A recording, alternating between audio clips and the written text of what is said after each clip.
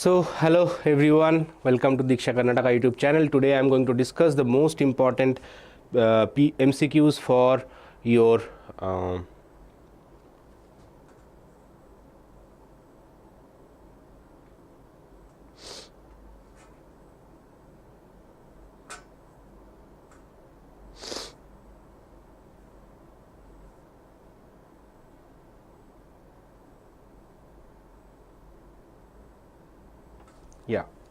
Hi Shahars, right? Let me know if I am pronouncing you correctly.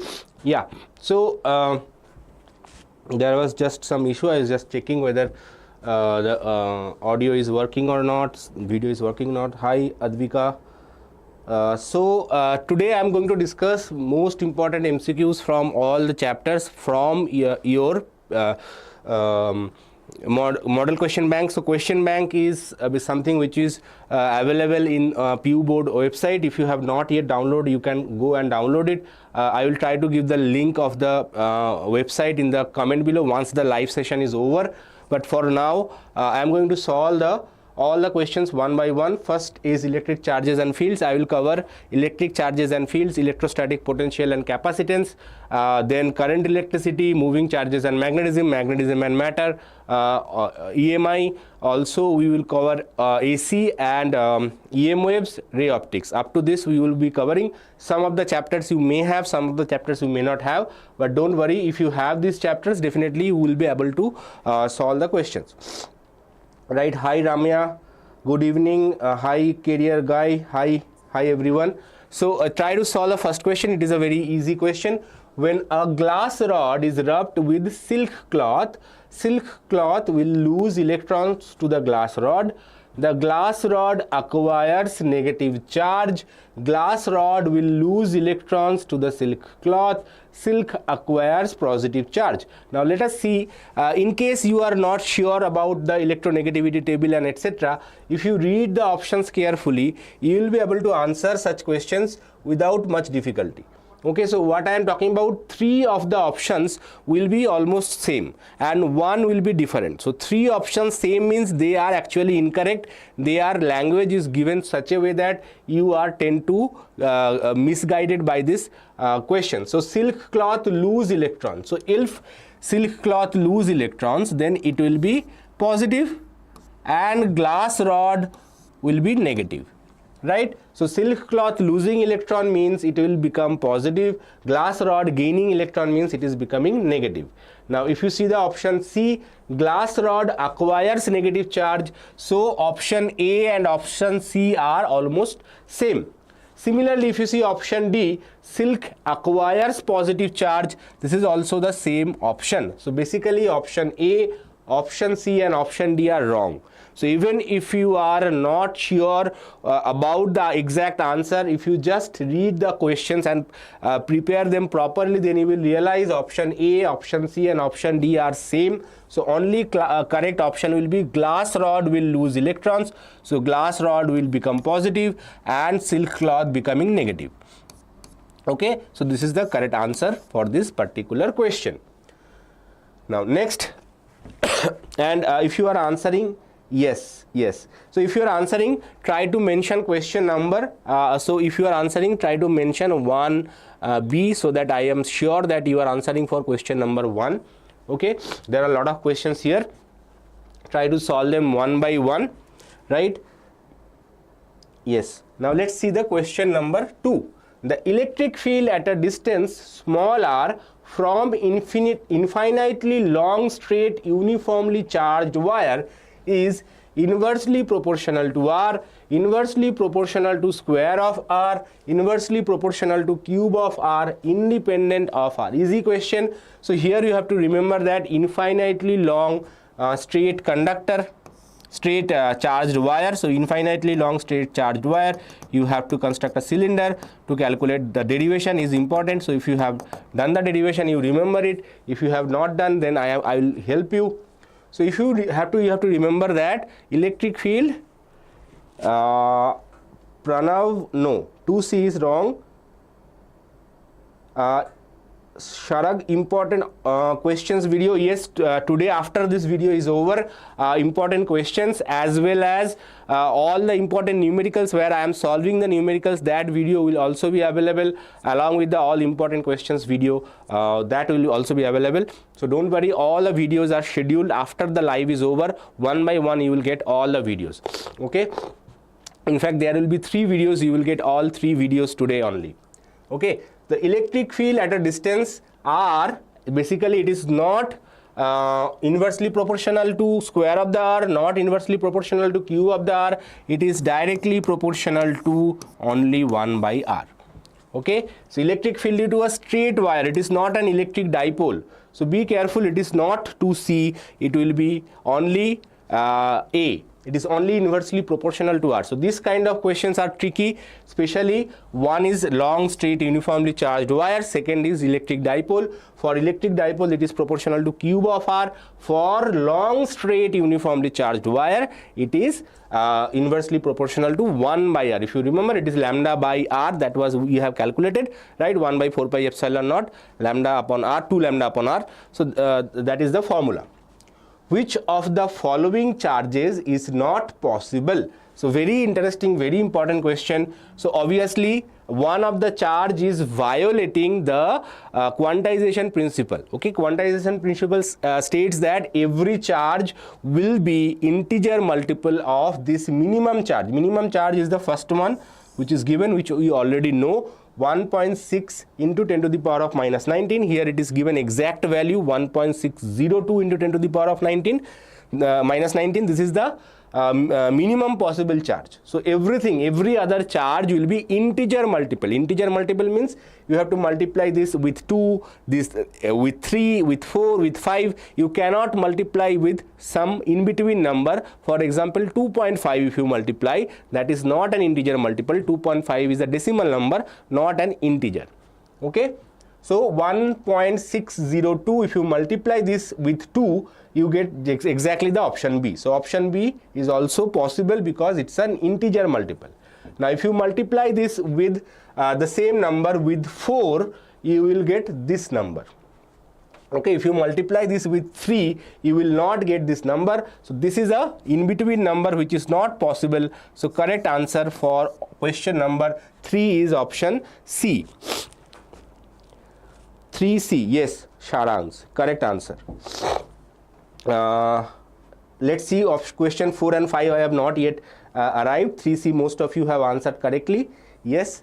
Now let's see question number 4. The electrostatic force between two charges in vacuum is given as F equals to K into Q1 Q2 by R square, where K value is well known. Only thing that you have to be careful about the unit.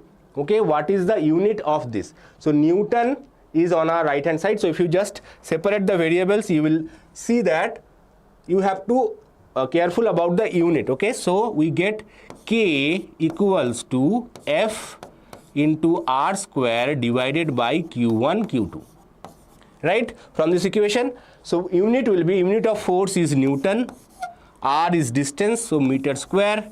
Now we have two charges in the division, so it will be per coulomb square, or coulomb to the power minus 2. So Newton meter square per coulomb square. So 4 option A is correct. If you have answered anything else is incorrect. So option A is correct. So most of you, I hope, answered 4A. Yes. Shaharsh, option C is not correct for question number 4. 4A is correct. Yes, yes. Sharag. Now question number 5. The force on any charge due to a number of other charges is vector sum of all the forces acting on that charge due to the other charges. This statement is called, this is the statement of principle of superposition of electric forces. So you can mark this as question number B. Option number B. 5, correct answer is option B, not C. Why you are seeing? saying homogeneity. Homogeneity is not there in physics. Principle of homogeneity is a principle of chemistry. Okay, there are some homogeneous principle, but that is very high level.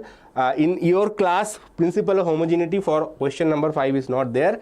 Okay, additivity of charges and quantization are basic property of charges. This is the principle of superposition. Okay, if it is related to electric field, then it will be principle of superposition of electric field. Here we are talking about force, so it will be principle of superposition of electric force. Right? Now, next set of questions. Question number 6, the direction of electric field vector. So be careful, don't rush, don't hurry, read the question carefully. Okay, and the order is A, B, C, D. That's how the order is given. The direction of electric field vector at a point on the equatorial line of a dipole is option A, in the same direction of dipole moment, option B, in the opposite direction of dipole moment, option C, towards the negative charge, option D, towards the positive charge. So what is the answer in this case? I hope most of you will be able to answer this. Sir, can I get a video about all derivations? Nose edits. I have not done all derivations at one place, but I have done in different videos.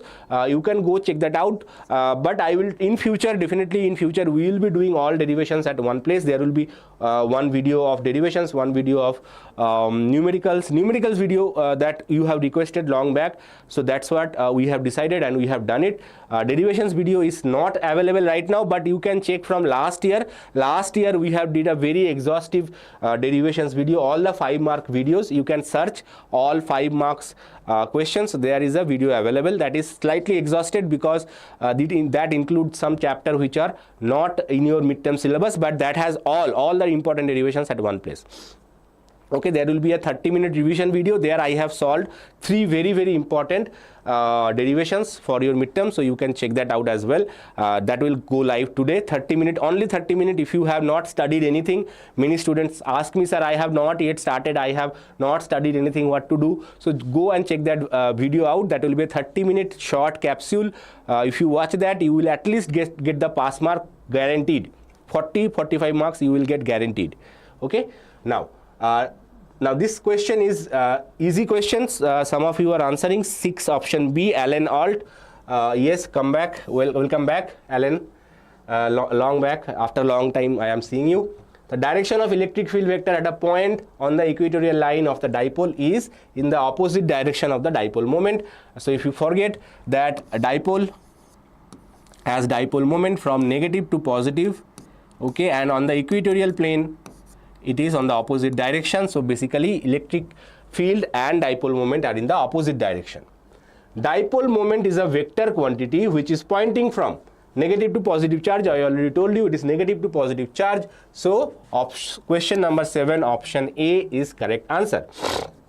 Along the axis of the dipole, obviously along the axis of the dipole.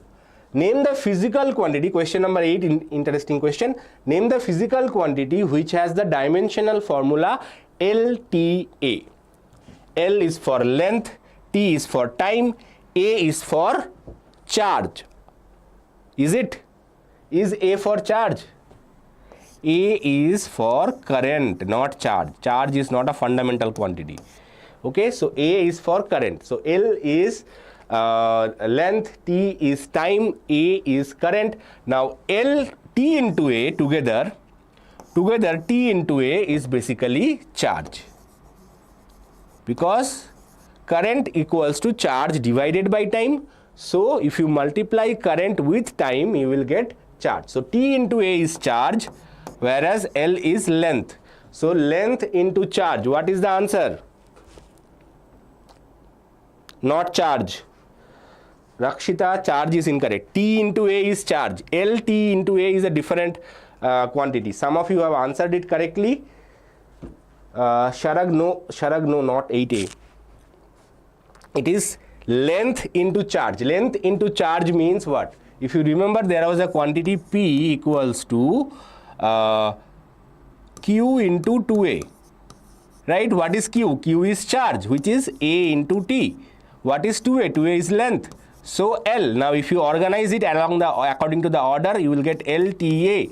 So what is this quantity P is called? P is called dipole moment. So dipole moment, if L was given as -1, if L to the power -1 was given, then it will be line charge density. Okay, very careful, be very careful. The exact same question will not come definitely, but if the same question comes with L to the power of -1, then that will give you line charge density. But here L to the power +1 is given, which represents dipole moment. Okay, L to the power of -2 will give you surface charge density, L to the power of -3 will give you volume charge density. But here L to the power +1 is given, +1 means it is dipole moment. Okay, dash placed in an electric field experiences a force in the direction opposite to the electric field. What are the options? An electron, a positive charge, a neutron, a proton. Again, you can solve this question even if you don't know. You can answer this question in the method of elimination. Method of elimination is very handy when you don't know the answer. For example, neutron is generally a neutral object. It does not experience any force in electric field, so you can simply ignore neutron. Neutron is a neutral particle. So either electron, positive charge, or proton. So these, among these three, yes, I think most of you have answered it correctly. It is an electron. Okay, electron is a negatively charged particle, so negative charge experiences a force in the opposite direction. So what is the method of elimination? Already neutron is eliminated. Positive charge and proton both are positively charged. So if positive charge experiences a force in the opposite direction, then proton will also experience a force in the opposite direction. So basically two correct answer is not possible. So these two are eliminated. Only correct answer will be electron. Even if you don't know the answer, you can answer some of the difficult questions. When a free electric dipole placed in a non-uniform electric field, the dipole will experience. So a free electric dipole placed in a non-uniform electric field. Very important to know, this is a non-uniform electric field. The dipole will experience force, both force and torque. Only torque but not force, only force but no torque, neither torque not force. Interesting question. This question is directly taken from your NCERT textbook. If you have read the NCERT textbook, you should be able to answer it. Alan is saying LT is not charged. LT is not charged. T into A is charged. Yes, that's what I'm saying.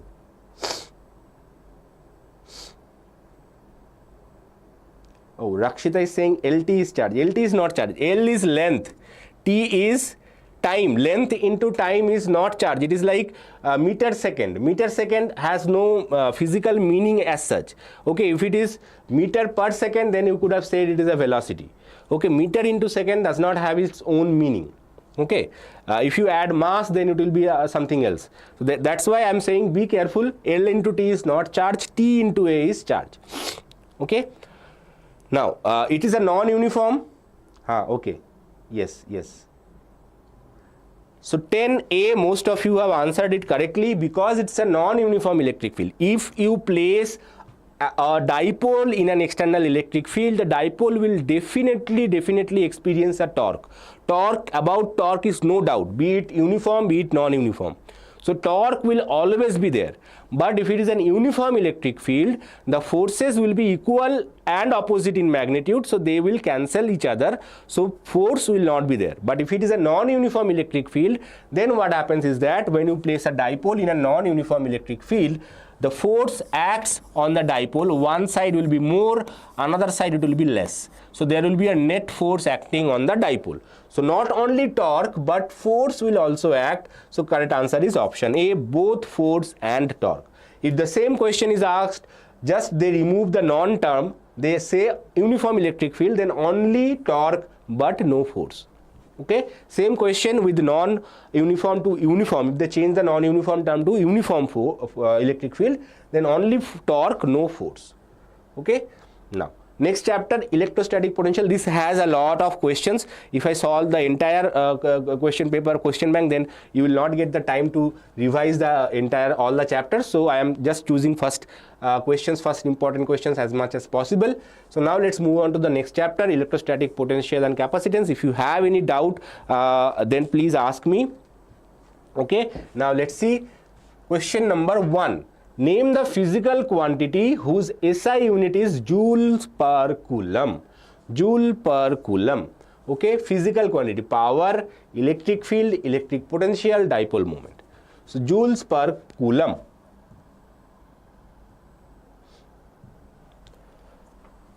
So what is the meaning of joules? Joules is basically represents the work done. Work done. And per coulomb means basically work done divided by charge. Work done divided by charge. Work done per unit charge. What is the meaning of work done per unit charge? Work done per unit charge is called electric potential. It is called electric potential. So correct answer is option C. Okay, now because we are doing chapter wise, you may get a hint that okay, electric field will not be answered, dipole moment will not be answered, maybe power or electric potential. Power is joules per second, so definitely power is not the correct answer, so you can eliminate it. But in the exam hall you are not sure from which chapter this question is asked, so be careful a little bit and try to reason and understand the question. If you understand the question, it will be very, very helpful for you to answer such questions. Okay. Question number 2. Someone answered it as D. Let's see. Dash is the unit of energy. So what is the unit of energy? Now yes, electron volt is an unit of energy. Okay, this is a simple knowledge based question. If you know it, you will be able to answer it. If you don't know it, you will not be able to answer. So electron volt is only the unit of energy. Okay, not volt, not voltmeter, not volt per meter. Okay. Now, equal charges are given to the two spheres in different radii. The potential will. So, equal charges are given to two spheres of different radii. That means you have given charges to two spheres. One is big, one is small. Okay, same charge you have given. Okay, then the potential will be more on the bigger sphere, be more on the smaller sphere, be equal on both the spheres, depend on the nature of the materials of the sphere. So you have given charges on both spheres, same charges, one is bigger, one is smaller, how the potential will vary. 3B, Advaita, Sharag, they are saying 3B. Let's see what is 3B. Be more on smaller sphere. Yes, correct. It will be more on smaller sphere. So be careful. Smaller the sphere, more will be the potential. Why? Potential is given by KQ by R. Here R is the radius of the sphere. Okay, so this is capital R, say, this is small r, say. So as small r is very small, value of small r is small, so potential due to bigger sphere will be less compared to potential due to smaller sphere. Okay, because it is inversely proportional. So inversely proportional means smaller the quantity, bigger it is. Okay, because you are dividing with the smaller number, that means the result is bigger. So that's why it will be more on the smaller sphere. Next question. For linear dielectrics, the ratio of dielectric polarization to the applied electric field is equal to. So linear dielectrics, the ratio of dielectric polarization to the applied electric field is called mobility, dipole moment, epsilon naught into electric susceptibility, permittivity. Okay, let's see who can answer this question number 4. Question number 4.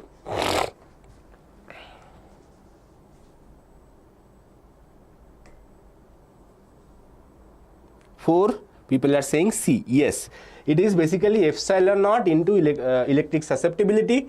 Okay, so this is called law of polarization of electric material. So dielectric polarization to the applied electric field is called electric susceptibility. Okay, epsilon naught is a constant anyway. So it will go in the division. If you divide that same quantity by epsilon naught, you will get electric susceptibility. Option C is correct.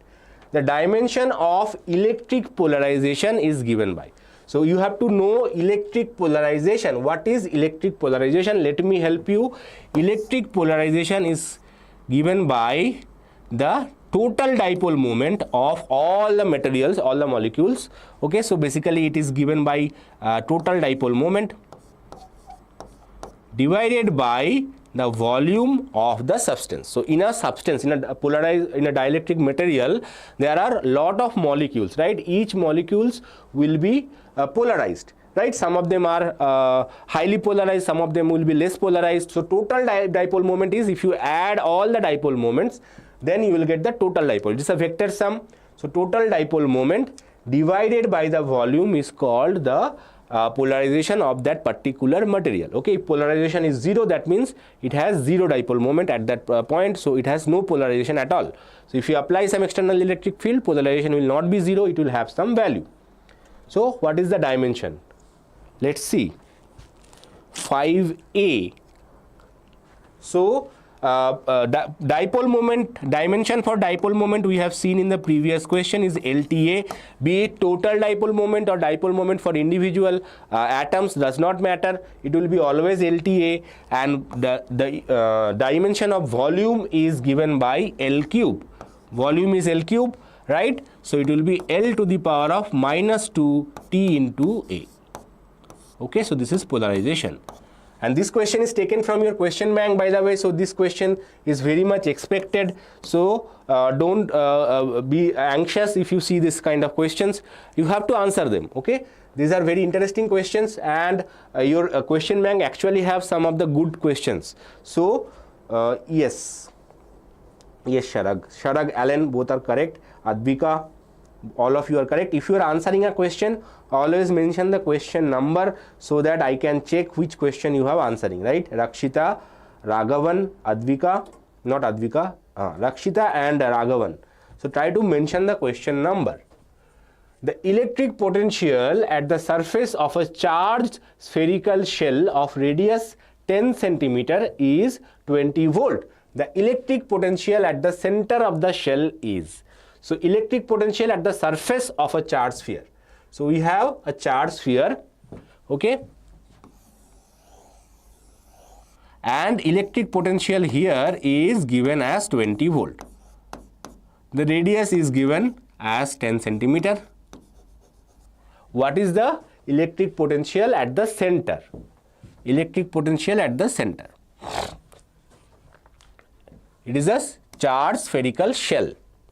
Okay. 6. Alan is saying 6C. Sharag is saying 6A. Okay.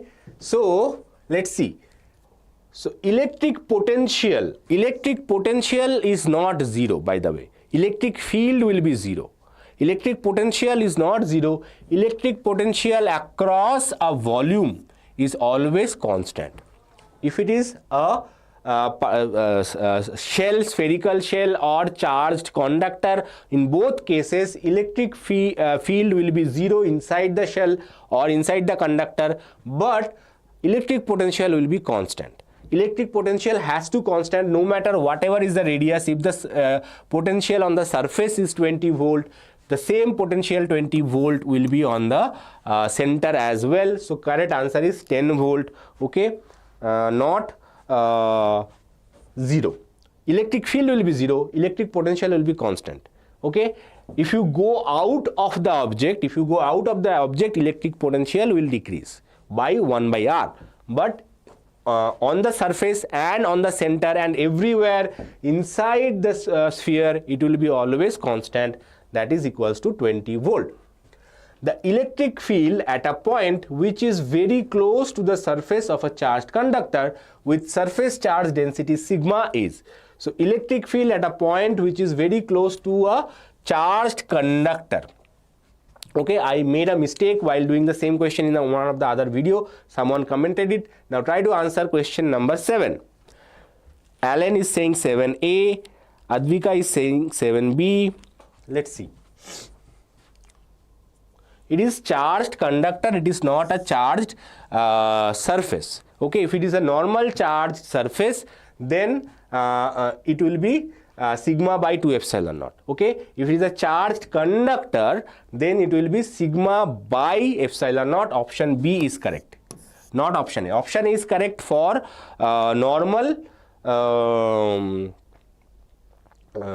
charged, normally charged sheet. If it is a charged sheet, then sigma by 2 epsilon naught is correct. If it is a charged conductor, then it will be sigma by epsilon naught. How to remember it? You have done the derivation for capacitance, right? In the derivation of capacitance, you use sigma by 2 epsilon naught, because that is you can consider that to be a very long, infinitely long charge sheet. That is not a conductor. You cannot use conducting plates in a capacitor. Okay, so it is a charge sheet. That's why you use sigma by 2 epsilon naught. Near a charged conductor, it is sigma by epsilon naught, not sigma by 2 epsilon naught. That is a very, very confusing part. Okay, right, Alan? I hope you corrected your problem. I personally answered it in one of my previous videos. So if you have seen that video and answering it, my mistake. Otherwise, sigma by epsilon naught is the correct answer. The energy density between the plates of a charged capacitor, energy density is given by half epsilon naught E square. This value you have to remember. This can be coming as a 2-mark question as well. What is the expression for energy density, and explain the terms. So you have to mention epsilon naught is the permittivity of free space, E is the electric field between the capacitor plates. So this is a very common expression. You have to remember half epsilon naught E square. Yes, 8C is correct. Okay. Someone is saying hi, hi star.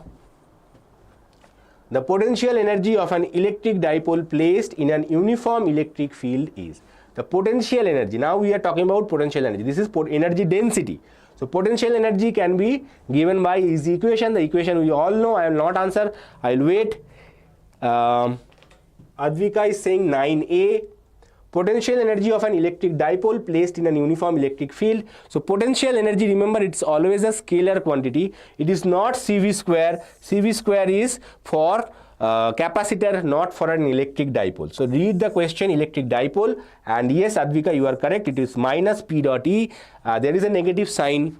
Okay, there is a negative sign, and P dot E is the correct expression because it's a scalar quantity.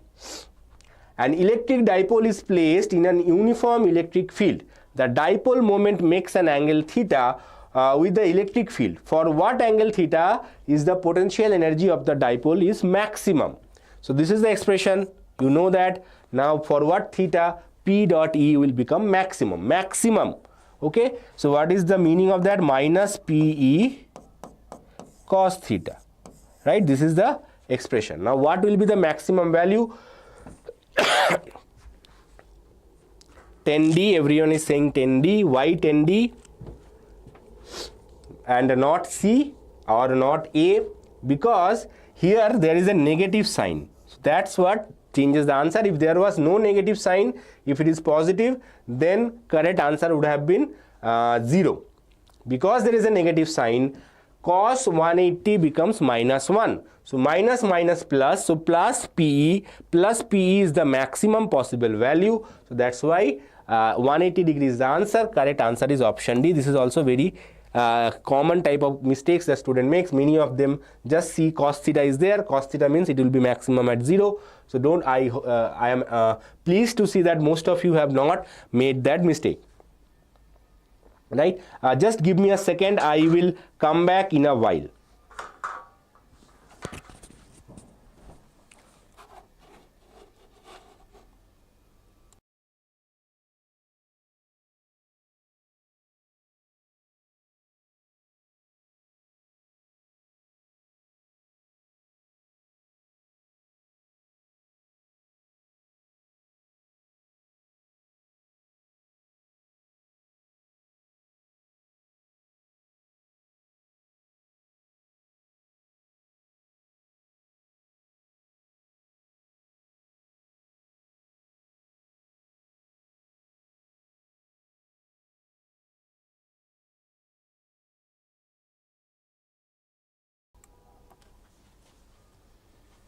Okay, so everything is fine now. Now, if you want to download the PDF of the lecture, today's lecture, then please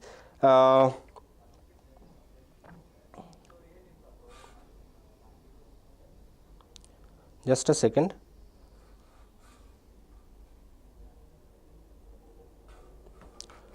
If you want to download the PDF of the lecture, please join our WhatsApp channel, and you will also get all the updates whenever we are doing a video.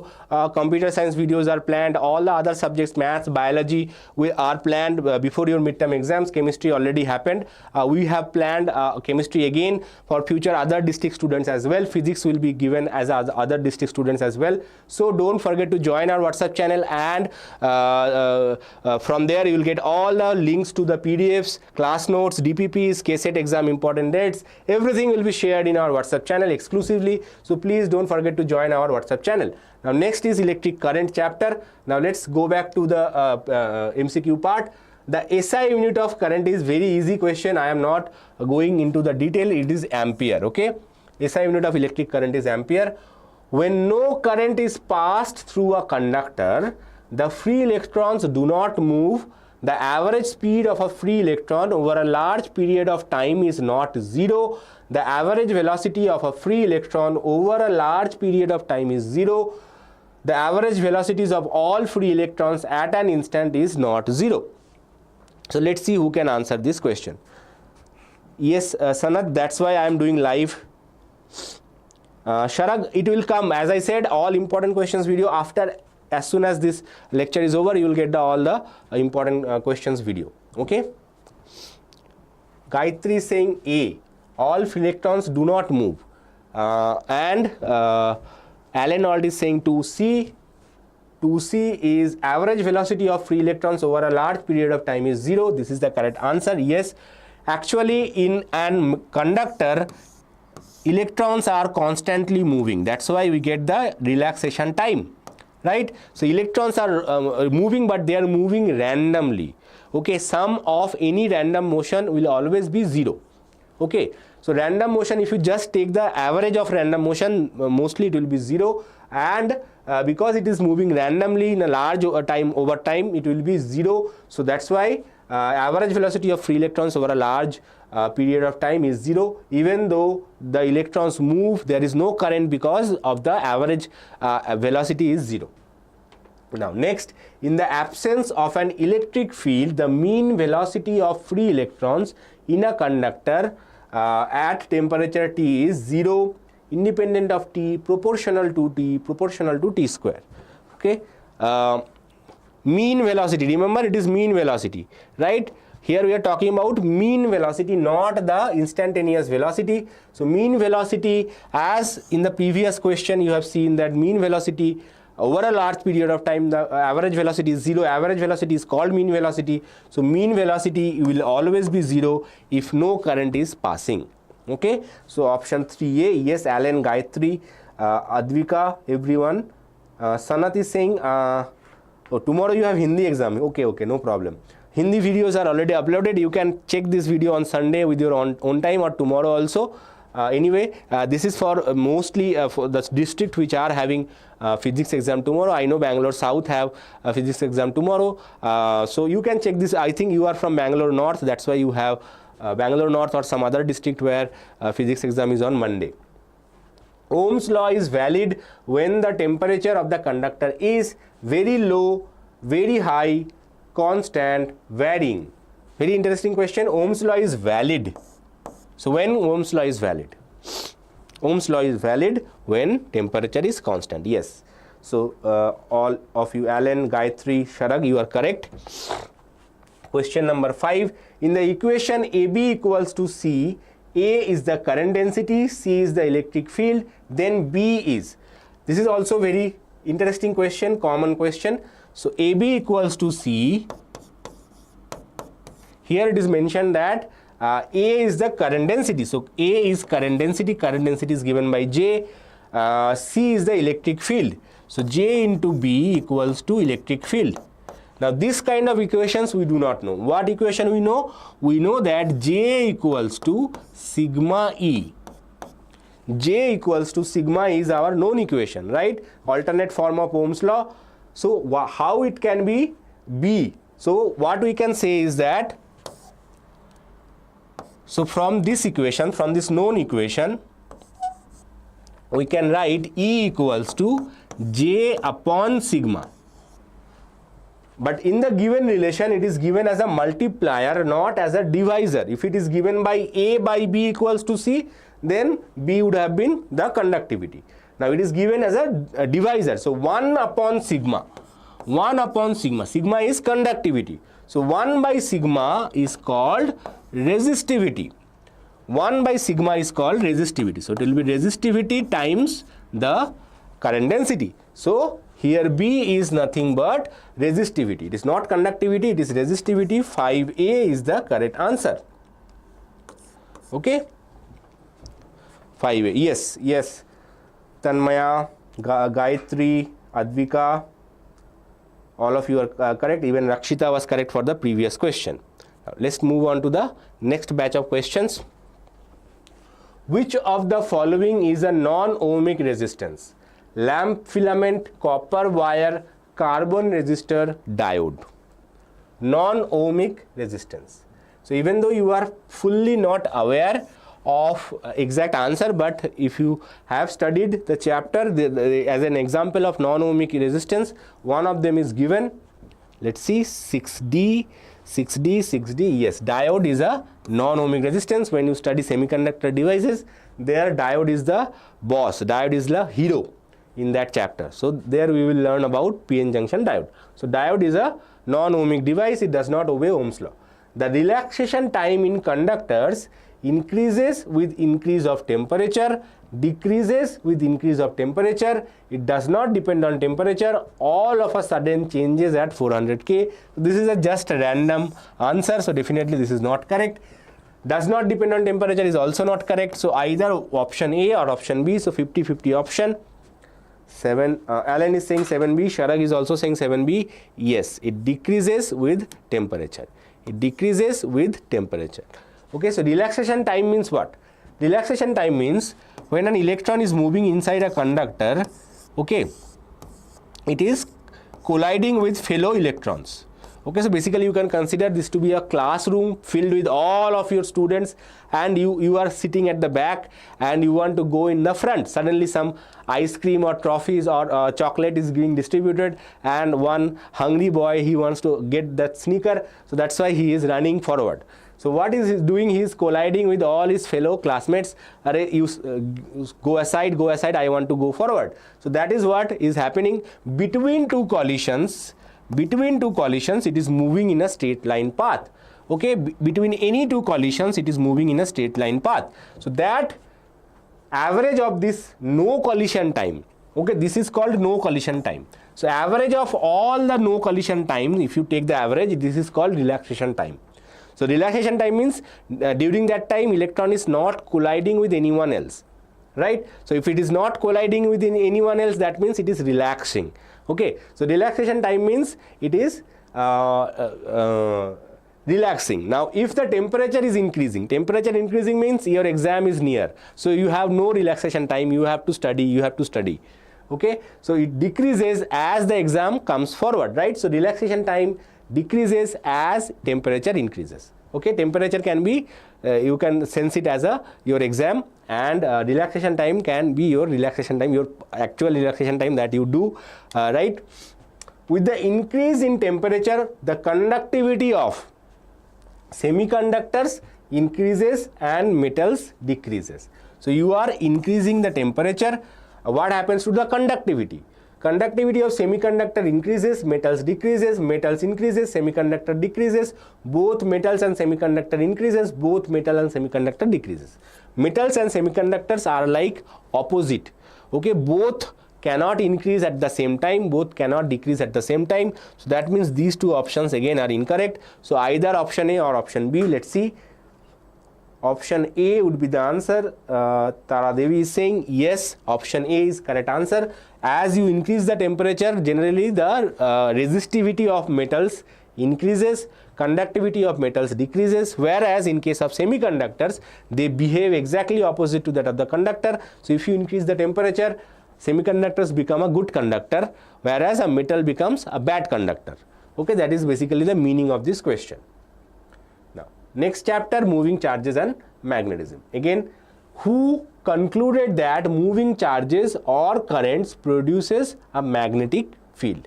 Okay, the answer I am giving it to you. You may not be if you have read the blue section of your textbook, you may know it.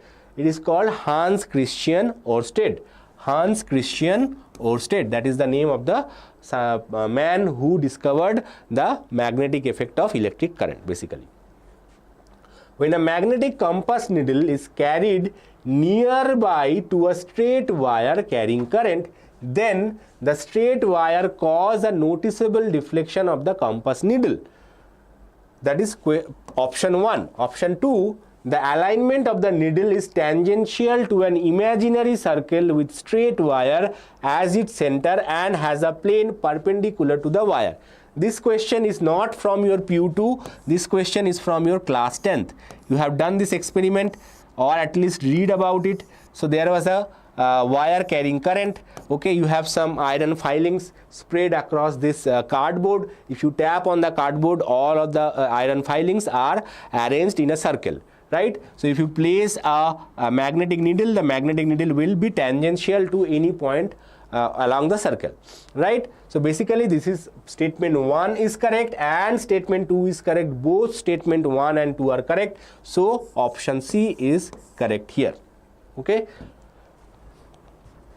Sir, will you make the video of important questions for physics just like it was? Yes, Tara Devi, I already mentioned Sharag once that this video will come exactly after the live is over, almost within 30 minutes of the live is over, you will get the questions, okay? Don't worry, I am here, okay? You will get all the important numericals video, you will get all the 30 minutes revision, 30-minute quick revision for the weaker students who have not prepared, or you just want to revise just before exam. So that will be a 30-minute capsule video, and there will be all the important questions from each chapters. So that will be less than 10 minutes video. You can check all the important questions, and if you have studied them, you can tick mark them. If you have not studied them, go and study them. So everything will be shared, and from those questions, I can guarantee if you study all those questions, you will get out of out along with the numericals. If you solve the numericals, out of out is guaranteed. And if you are watching this video as well, that is my confidence, that is my responsibility. Okay, so watch this MCQs. Be careful of the traps that is given in the MCQ. If you avoid traps in the MCQs and fill in the blanks, then definitely you will be able to solve rest of the question paper. You will ace it. Don't worry, don't think too much. If a current I is flowing in a straight wire parallel to x-axis and magnetic field is there along the y-axis, then the wire experiences a force in the x direction, the wire experiences a force in the y direction, the wire experiences no force, the wire experiences force in the z direction. Let's see who can answer. Gayatri, previous year question paper I have already solved in the sample paper. In the live section, I have done one live where I solved sample paper. That sample paper is actually previous year question from Bangalore South. You can go and download it from our it is available in our Google Drive. You can download it from there. Okay, it is available as a sample paper. You go to our Google Drive link was shared yesterday. I will request, and it will be shared today as well. If you download, you just look for physics folder, you go there and you see sample paper physics. That is the previous year question paper as it is. I have not changed anything. That is exactly the previous year question from Bangalore South. Okay. Now both 1 and 2 are correct. Yes, so this is the correct answer. If a current is flowing in a straight wire parallel to x-axis and magnetic field is along the y-axis, then the wire experiences a force in the mutually perpendicular direction, which is along the z direction. Okay, so it is V cross B. According to the Lorentz force equation, the force acting magnetic force is given by V cross B, Q into V cross B. Right, so it will be to cross product means the direction is mutually perpendicular to both V and B. Now direction of current is basically representing the velocity of the charges, and B represents the magnetic field. So it is along x-axis, it is along y-axis. So V cross B will definitely be x cross y, which is along z direction. Okay, now a strong magnetic field is applied on a stationary electron. Then the electron moves in the direction of the field, remains stationary, moves perpendicular to the direction of the field, moves opposite to the direction of the field. So strong magnetic field is applied to a stationary electron. Let's see.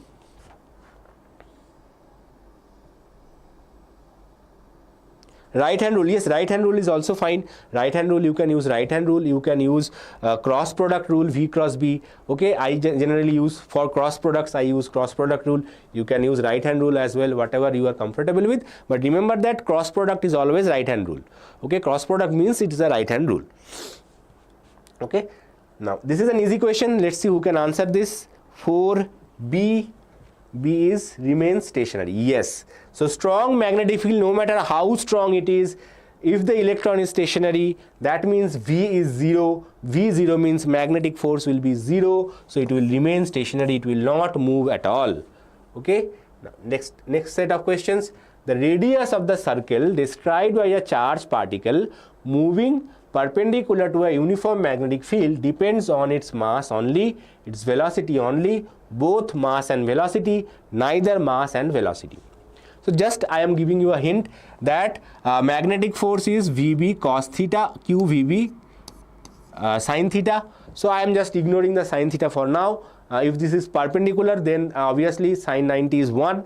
And it is moving in a circle, that means magnetic field and velocity are perpendicular, that means sin theta is 1. And when it is moving in a circle, then it has to obey the condition for centripetal force. Okay, so this force has to be equal to centripetal force. Now from here you can calculate the radius. Radius is given by mv square divided by qvb.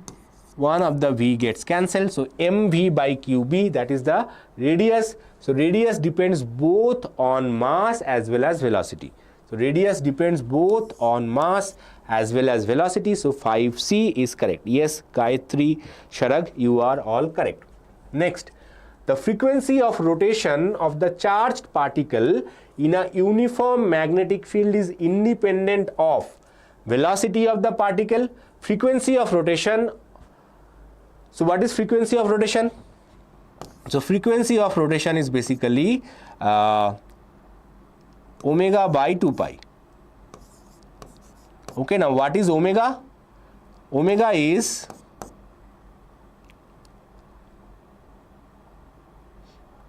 V by R. Okay, so from this equation, if you try to find omega, you will get QB divided by M.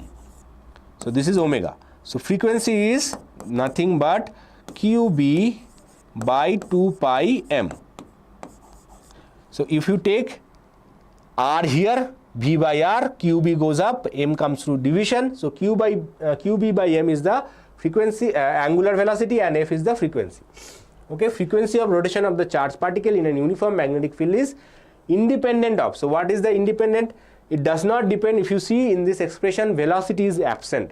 So it does not depend on velocity. So correct answer is 6A. So it is independent of the velocity. It depends on the charge. It depends on the mass. It depends on the strength of the magnetic field as well. Only thing it does not depend is velocity of the particle. Which of the following statements is not true regarding Biot-Savart's law? Okay, so we have to find something which is not true, and it is about Biot-Savart's law. The magnetic field is proportional to the length of the current element. Yes, it is proportional. The magnetic field is proportional to the current through the current element.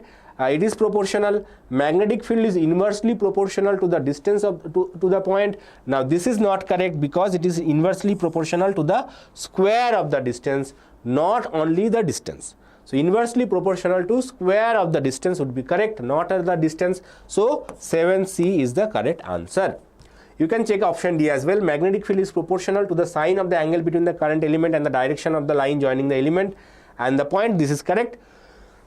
So only C is incorrect because it means talking about distance, not about square of the distance.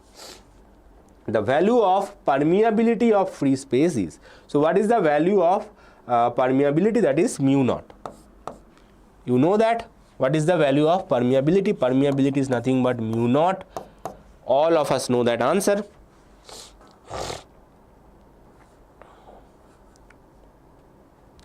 Mahadevi is saying A. Mahadevi, when you answer, try to answer with the question number. So I am sure, because there are 4-5 questions in a single page. So yes, question number 8, option A is correct. 4 pi into 10 to the power of minus 7 Henry per meter. Right? Now, next chapter is magnetism and matter. Okay, let's see question. Now, from this chapter, you might get one statement and statement 1, statement 2, or reason, assertion and reason type of question. This is common from this chapter. Statement 1, magnetic field lines do not intersect each other. So, magnetic field lines do not intersect each other. This is a correct statement. Statement number 2, if the magnetic field lines intersect, the magnetic field would not be unique at the point of intersection.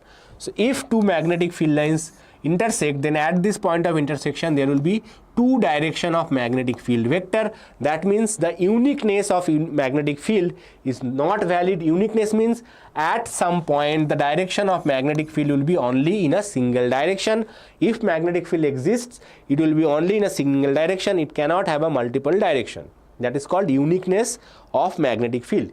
This is also correct, and basically this is why statement number 1 is correct. So that's why magnetic field lines cannot intersect.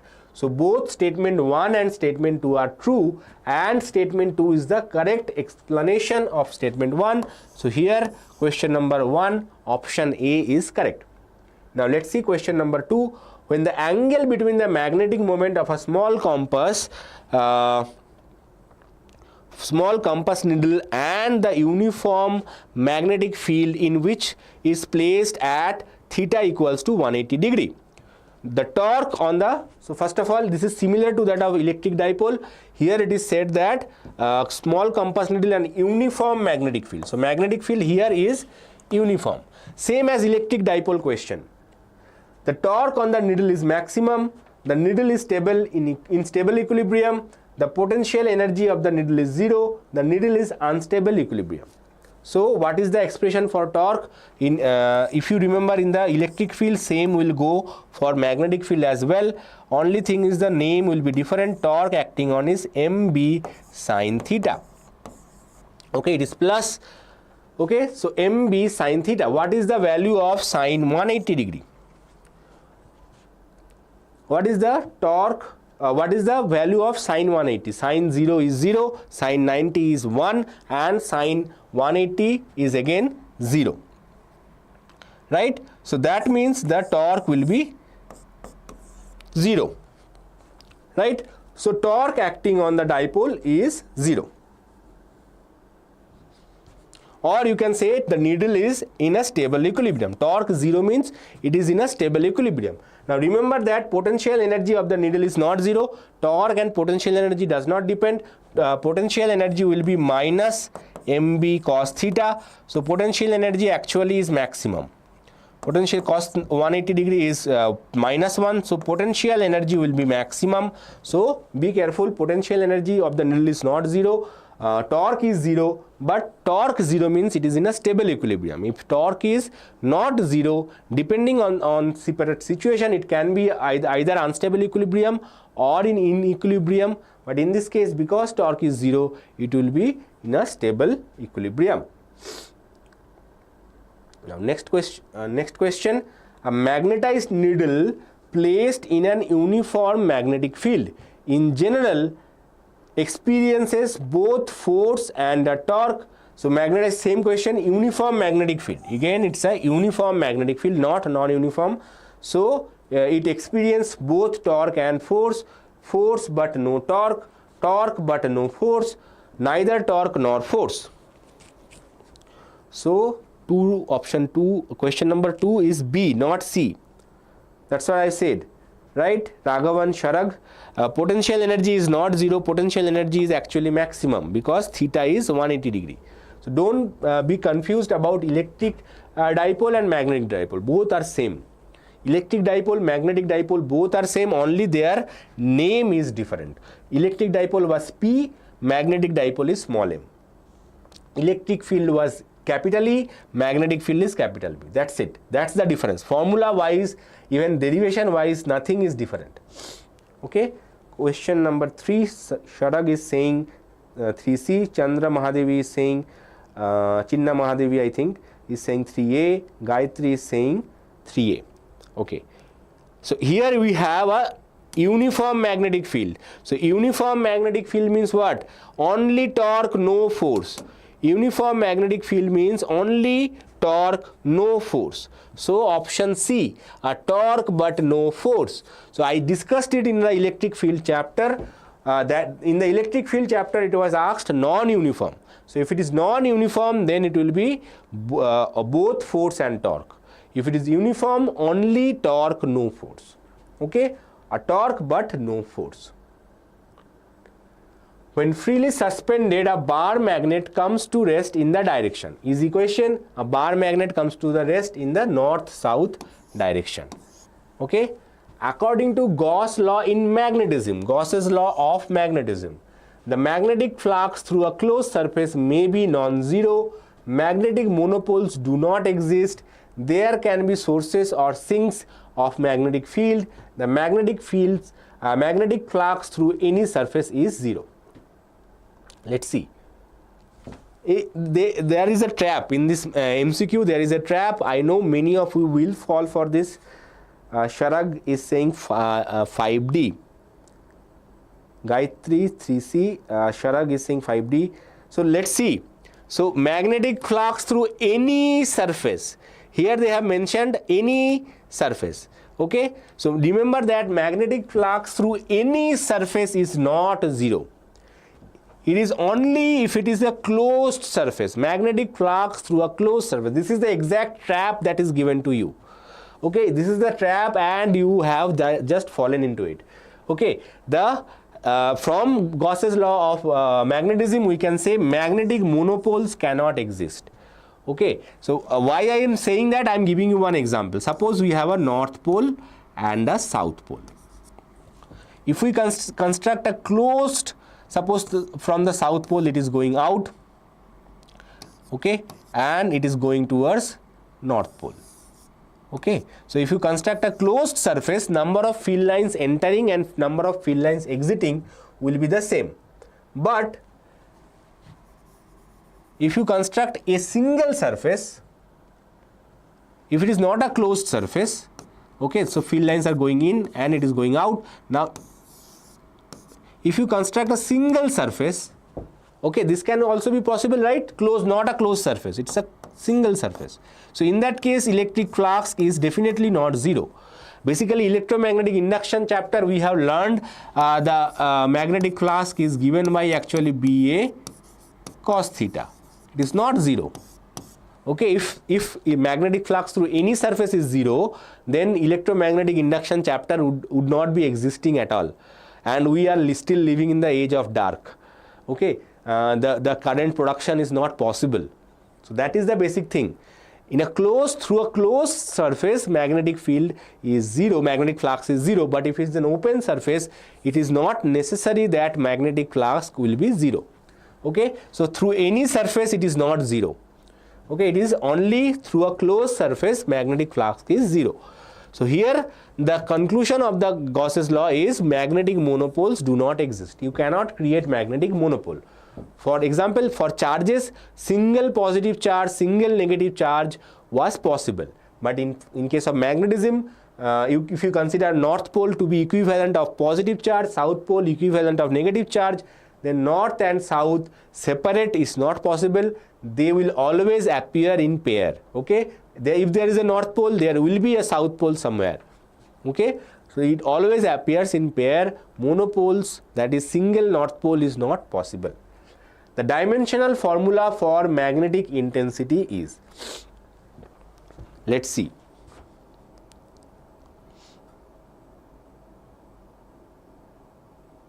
Sharag is saying option B.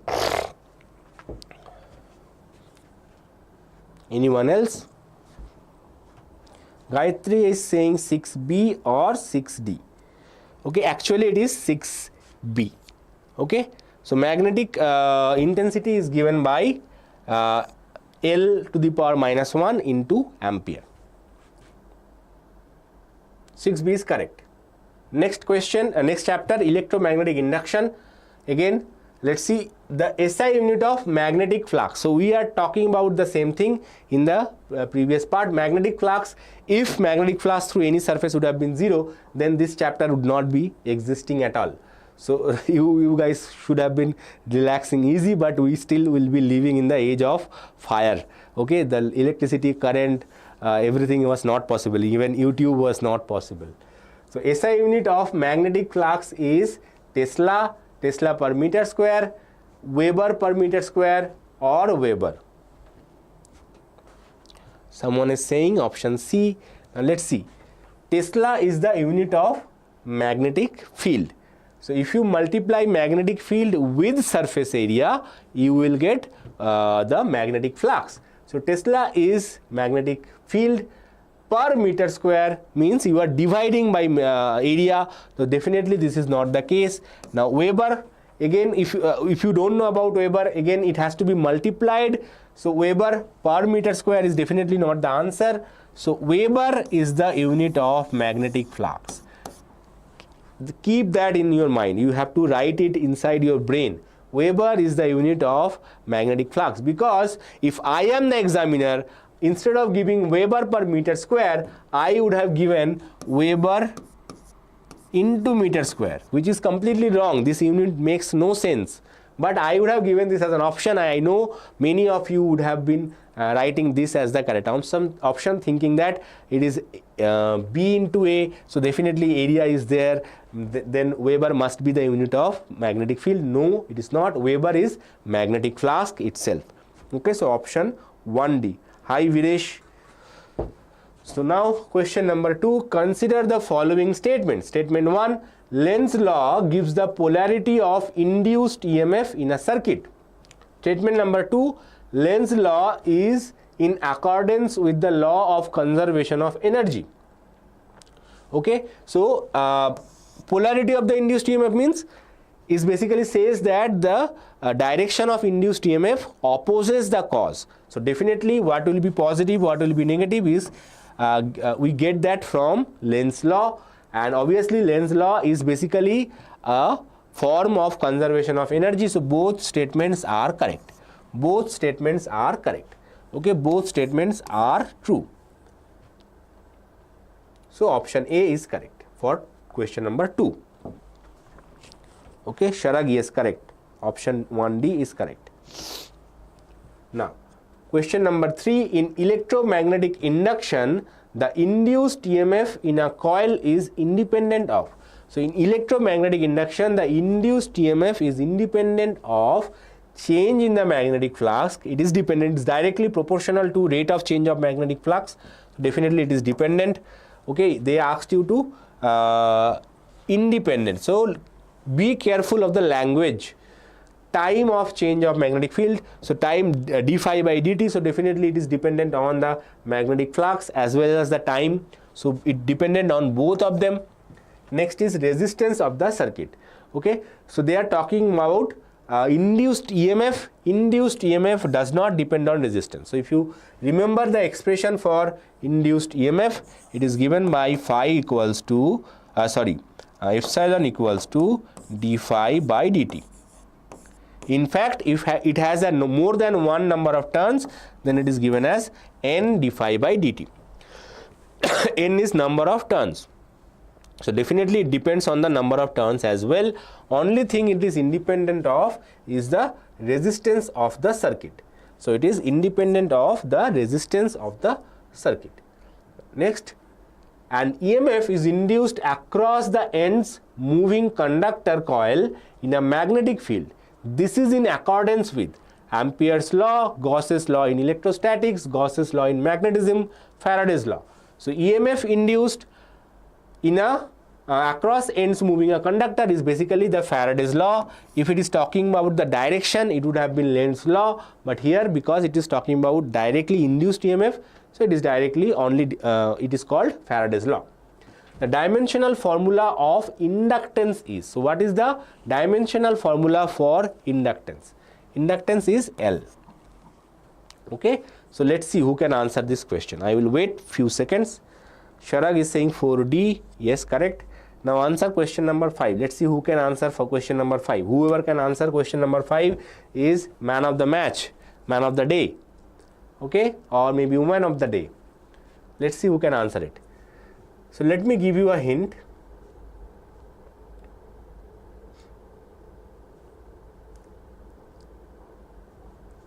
So induced EMF in a circuit is given by L di by dt.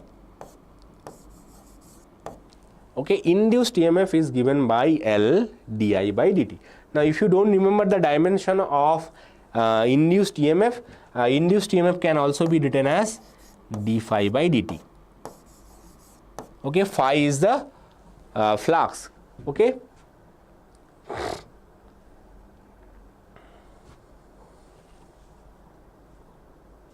So from here you can say that L equals to actually d phi by di.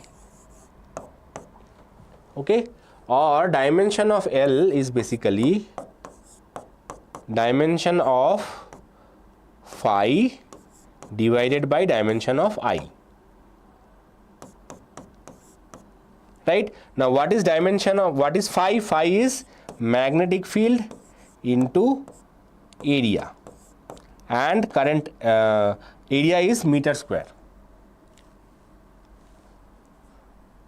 When you are talking about dimension, let me write it in the form of dimension, that is area. Okay, and current is A. Okay, so induction, it will be B L square into A. Now you need to know the form for B. Okay, form for B or the dimension for B. That is also possible. If you remember, it is easy. Otherwise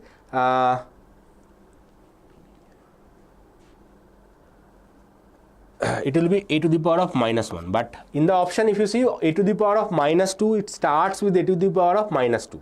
Why so? Because another A is coming from dimension of B. How to find the dimension of B? So for that we can use one simple equation, which is magnetic force is given by Q into V into B. Okay, magnetic force, every dimension, if you know the relationship with force, that is the easiest way to find its actual dimension. Okay, now what is the dimension of force? Dimension of force divided by Q into B, Q into V will definitely be the dimension of B. Okay, so this is how you can even find the dimension of magnetic field. Even if you forget a dimension based question, then you have to go back to the basics. If you know the basics, any dimension based questions you can answer. So B, dimension of B will be dimension of force. Dimension of force is mL t to the power of minus 2 divided by dimension of charge. Dimension of charge is current into time, and velocity. What is velocity? Velocity is length t to the power of minus 1. Okay, so this length and this length gets cancelled, and we get dimension of B as m t to the power of minus 1, t to the power of minus 1, minus 2, minus 1, so it will be t to the power of minus 1, and then we have this t to the power of minus 2 only.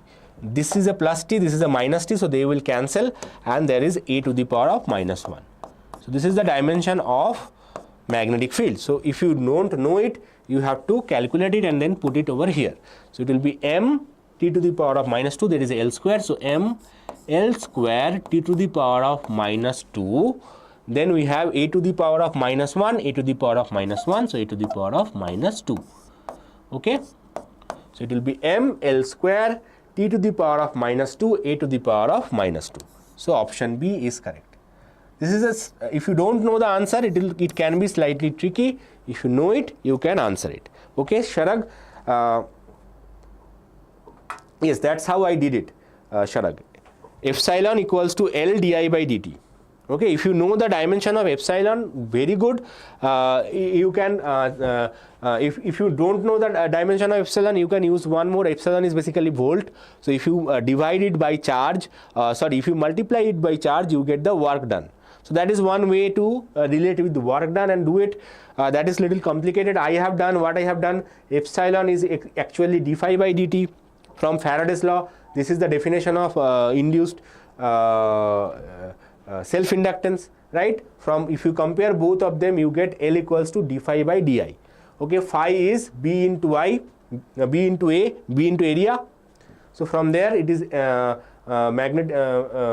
I have done the dimension of magnetic field into L square divided by current. Current is directly A. So from there I have found the dimension in terms of magnetic field. Now magnetic field's dimension you can calculate using the Lorentz force.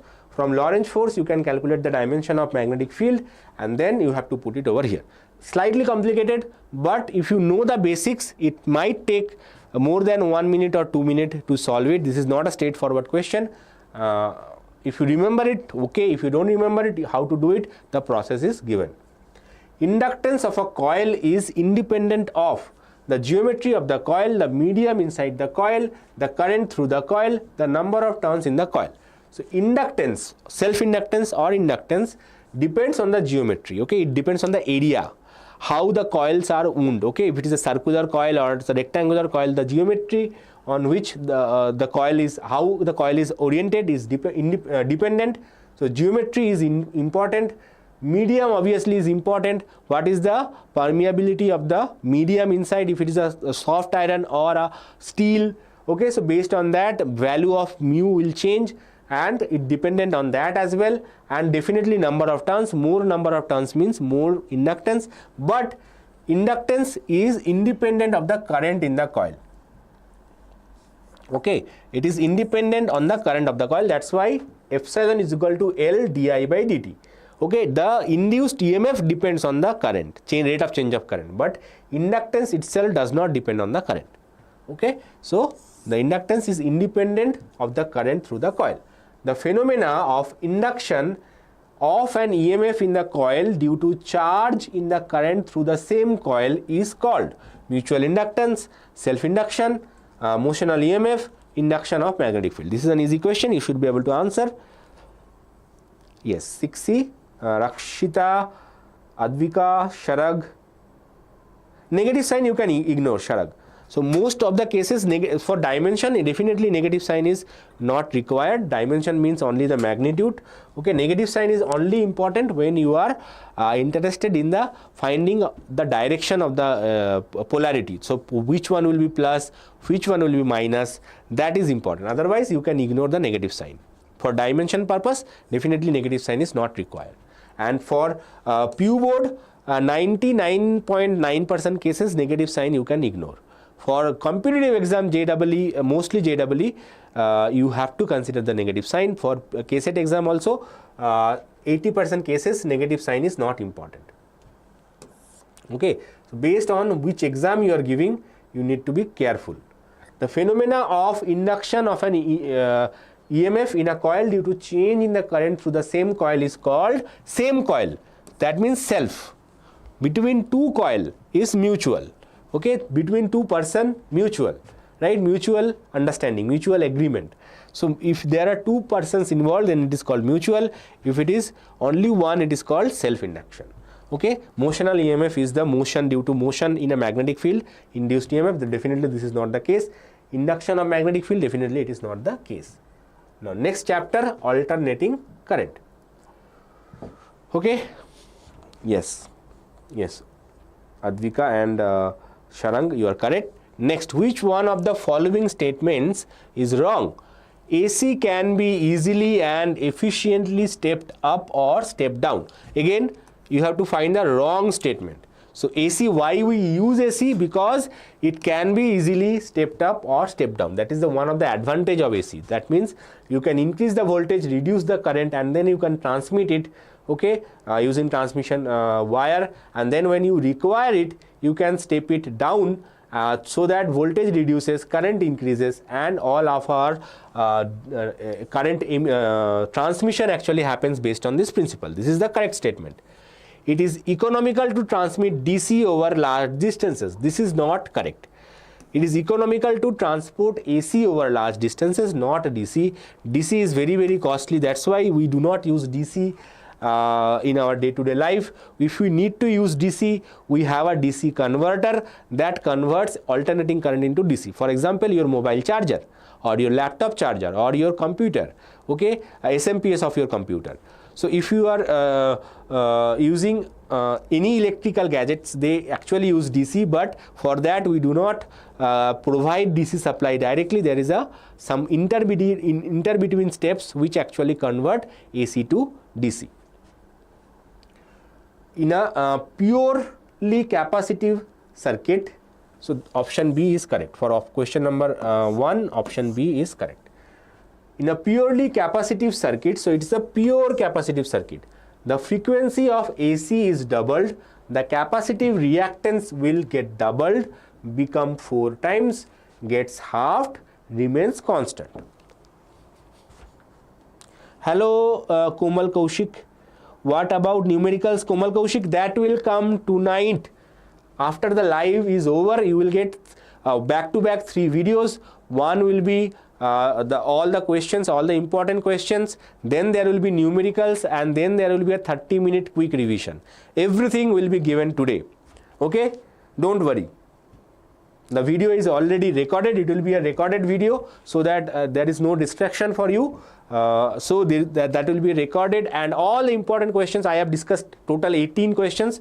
I don't recommend you to solve all the 18 questions. Even if you solve first a few 10 questions from that, you will definitely be able to solve the 2 required questions, right? 2 questions you will be able to solve. If you get time, all the 18 questions, those who have physics exam little bit late, for example, those who have physics exam on Monday, they should watch all the 18 questions to be safe. If you don't get time, I have recommended some of the chapters in that video. Go and check that out. There you will get all the important numericals at one go. Okay, don't need to go here and there for numericals. One video, every numerical is covered. In a purely capacitive circuit, if the frequency of AC is doubled. So, in a purely capacitive circuit, XC is given by 1 by 2 pi frequency into capacitance. So, if you double the frequency, then the XC will be halved, right? Because it is in the division. So, XC will be halved. It will be halved. Pure capacitive circuit, if you increase the... Sir, please be fast, cause after watching the recorded videos, we need time to study, please. Yes. I am doing it fast. That's why I am doing it faster. Sharag, the only 2 more chapters are there. So don't worry, it will be done in around 10 minutes. The phenomena of resistance exhibited by an AC circuit, only if both L and C are present in the circuit, only if both L and R is present in the circuit, only if both R and C are present, only R present in the circuit. So phenomena of resonance exhibited by an AC circuit only when both L and C are present. So resonance occurs only when both L and C are present. If R is absent, still you will get resonance. If R is present, then you will get slightly more than resonance, which actually balanced resonance. If you only L and C, you will get LC oscillator, which is slightly different than, but it will also show you resonance. The dimensional formula of LC, that is L is self-inductance and C is capacitance, is given by T square, T to the power of -1, T to the power of -2. Interesting question. How to answer this? We know that resonance frequency is given by 1 by 2 pi square root of LC. This is our starting point. Now what is the dimension of frequency? Frequency is hertz. Hertz means 1 by second, 1 by time. So dimension of frequency is basically time to the power -1. 1 by second, right? So dimension of frequency is T to the power of -1. So dimension of square root of LC will be, dimension of square root of LC will be T to the power of +1. 1 by LC is T to the power -1. So LC will be square root of LC will be T. So LC will be, dimension of LC is T square. Okay, so dimension of LC is T square. The principle behind working of a transformer is eddy current, self-induction, mutual induction, hysteresis. The principle behind the working of a transformer is mutual induction. The use of laminated core in a transformer reduces the energy loss due to eddy currents. Laminated core means eddy currents. Okay, soft iron core for hysteresis, and closed wound one over another is for flux leakage. The frequency of AC is increased. The impedance of a series LCR circuit continuously increases, continuously decreases, first increases, then decreases, first decreases, and then increases. So if you are increasing the frequency, XC will keep on increasing, XL will keep on increasing, whereas XC will keep on decreasing. XC is division, XL in multiplication, so XL will increase, XC will decrease, so XL minus XC term will keep on increasing. So what is the impedance formula? Formula for impedance is square root of R square plus XL. I am not taking any comment right now. I will take some comments after the live is over. I have to finish it quickly. Okay. Someone commented that I don't reply to your live comments in my previous video, which is not correct. That person was never live during my live video, and he just commented it randomly. Power factor for a purely resistive circuit is 0, unity, infinity, and 0.5. Okay, power factor for a purely resistive circuit is not 0. Power factor of purely resistive circuit is unity, it is 1. That means entire power is consumed. Same thing goes for resonance as well. At resonance, a series LCR AC circuit behaves like a purely resistive circuit. So at resonance, it just behaves as a purely resistive circuit. So the power factor becomes 1. The power factor of a series LCR circuit is maximum when XL equals to XC. This is the condition for resonance. At resonance, power factor becomes 1, right? Please be, I practiced derivations long ago, but tomorrow is my exam. Should I do again or just revise? Just revise, Vishnu. Okay, just revise. Yes, all the videos will be coming. Don't worry, don't worry. EM waves, displacement current produced due to constant electric field, constant magnetic field, changing electric field, changing magnetic field. Displacement current is due to changing electric field. The expression for displacement current is ID equals to epsilon square d phi by dt, ID equals to mu naught epsilon naught d phi e by dt, ID equals to mu naught d phi e by dt, ID equals to epsilon naught d phi e by dt. So anyone knows this answer for question number 2?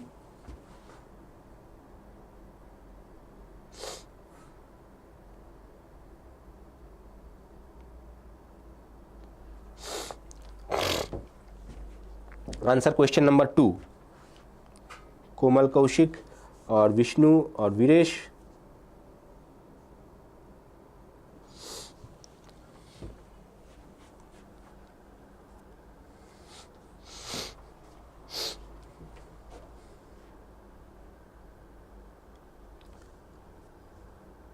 So displacement current is mu naught epsilon naught d phi e by dt. Okay.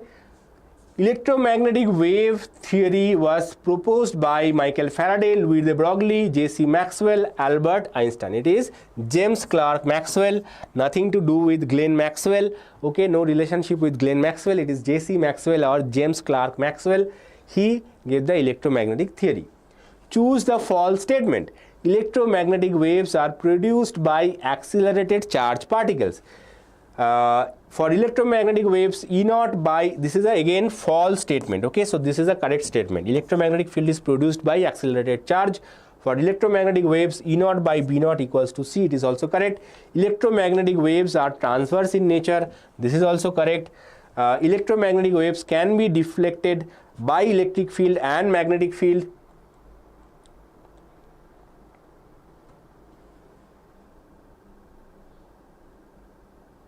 No, electromagnetic waves, even though it is being produced by electric and magnetic fields, it cannot be deflected by electric and magnetic field. So it goes straight in this path, even though it is basically produced by electric field and having electric field and magnetic field, it cannot be deflected by electric and magnetic field. So option D is false statement. An electromagnetic wave going through a vacuum described by E equals to E naught sine kx minus omega t, B equals to B naught sine kx minus omega t. Then E naught B naught equals to omega k, E naught omega equals to B naught k, E naught k equals to B naught omega, E naught by B naught equals to omega k. Where omega k is called wave velocity. So we know that E naught by B naught will always be the wave velocity, that is E naught by B naught equals to omega k. Okay, not E naught into B naught, E naught by B naught. Okay, now next chapter, last chapter, ray optics. In a reflection of light, the angle of reflection is more than incident angle, less than, equal to angle of incidence. Easy question. Focal length of a spherical mirror depends on object distance, image distance, both object and image distance. It only depends on the radius of curvature. Focal length is basically r by 2 for a spherical mirror. When an object is placed at infinity from a spherical mirror, the image is formed at infinity, principal focus, center of curvature, pole. So when the object is located at infinity, it forms, the image is formed at the principal focus. The focal length of a spherical mirror is equal to radius of curvature 2 times the radius of curvature. So focal length is half of the radius curvature. So it is r by 2, half of the radius of curvature. For reflection in spherical mirror, all distances are measured from the pole, from the principal focus, center of curvature, from the object. So for reflection, all the distances are measured from the pole. In refraction of light, sin I by sin r is constant, okay, which is Snell's law. So option D is correct.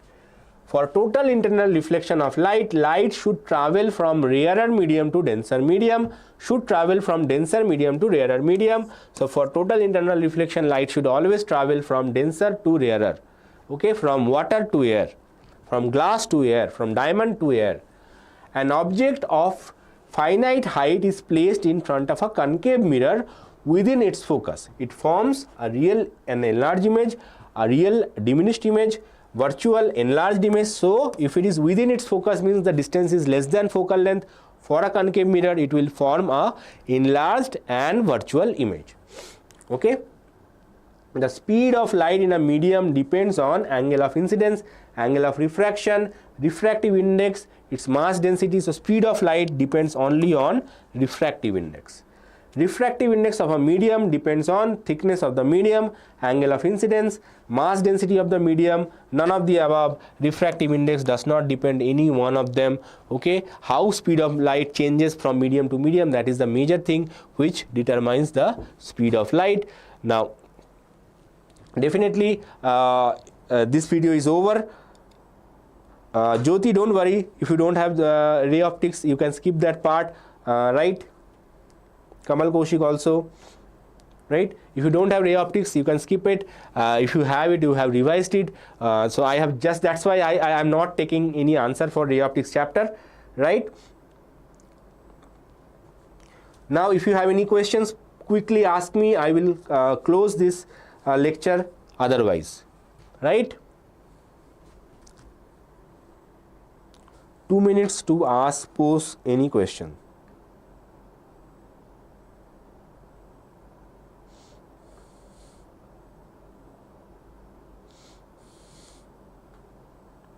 Okay, thank you. I hope all the videos will go as soon as possible. One the videos, if you want to download the PDF, the drive link was shared yesterday in our WhatsApp channel. If you have not joined our WhatsApp channel, go and join there now.